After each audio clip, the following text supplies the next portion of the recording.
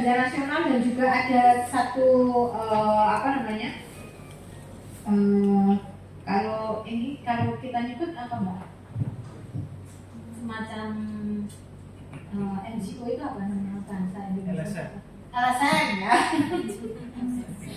LSM yang mendorong kan untuk ada perubahan terkait penggolongan ganja ini ke narkotika golongan 2 atau 3 gitu yang bisa digunakan untuk pelayanan kesehatan. Tidak golongan 1. Kalau golongan 1 kan di Undang-Undang 35 2009 Undang-Undang narkotika kan benar-benar strict ya. Narkotika golongan 1 itu tidak boleh digunakan untuk pelayanan kesehatan. Titik. Jadi barang siapa menanam, membawa sengaja tidak sengaja itu deliknya adalah penyalahgunaan. Beda dengan golongan 2.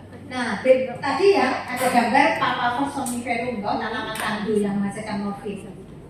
Tanaman candunya itu masuk golongan 1. Betul nggak bisa diapa-apain, masuk golongan 1. Tetapi morfinnya kan masuk golongan 2. Artinya boleh digunakan untuk pelayanan kesehatan. Karena itu menjadi lini pertama untuk analgesik pada kasus-kasus cancer semacam itu. Nah itu Papaver somniferum itu yang mana Pak? Ini yang punya. Nah itu dulu di Tawangmangu kita juga nanam. Papaver somniferum. Ganja juga nanam Pak. Kita nanamnya ada 4 tanaman narkotika yang kita tanam di Tawangmangu. Ganja, kemudian itu dulu Papaver somniferum alias candu, kata edulis, katenon yang dulu sempat membuat Raffi Ahmad masuk penjara. Masih ingat kan katenon? Tapi kat itu legal di Yaman, di Mesir, mungkin ya di daerah-daerah Arab. Kat itu legal karena itu biasanya kan dijual-jual di pasar. Yang dimakan adalah daun kat muda warnanya masih merah-merah itu, gitu. Terus satu lagi adalah kokain atau erythrocilum coca. Nah, coca ini juga lagi rame nih di Maluku sama di Palu kan ditemukan ternyata banyak lahan kokain. Kemarin BNN dan kami juga turun ke lapangan untuk mengambil spesimen dan ternyata yang di Undang-Undang Kesehatan sekali lagi ini menjerat kita semua. Erythrocilum itu disebutnya genusnya.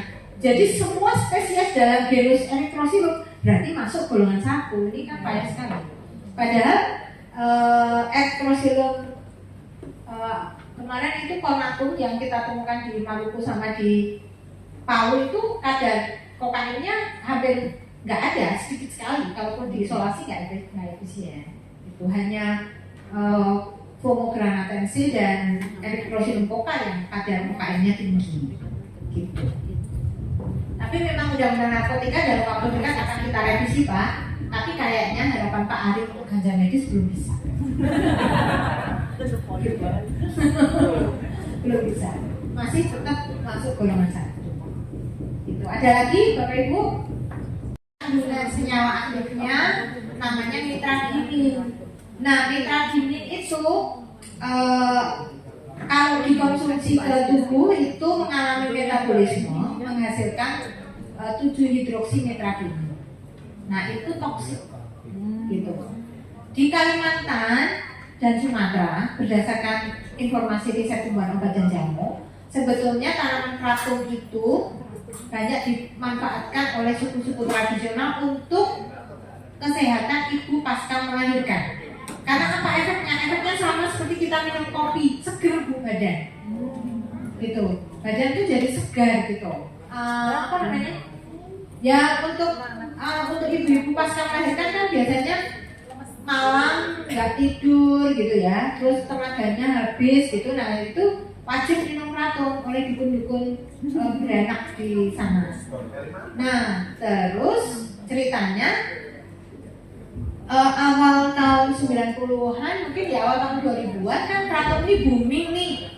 Kenapa? Karena diincar sama orang Amerika. Di sana digunakan untuk apa? Untuk terapi ketergantungan obat. Itu. Jadi dia itu sifatnya seperti antidot, menggantikan obat-obat yang sifatnya adiksi itu menjadi ya supaya tidak direlapse gitu ya. Itu ini dikasihnya dalam kartu.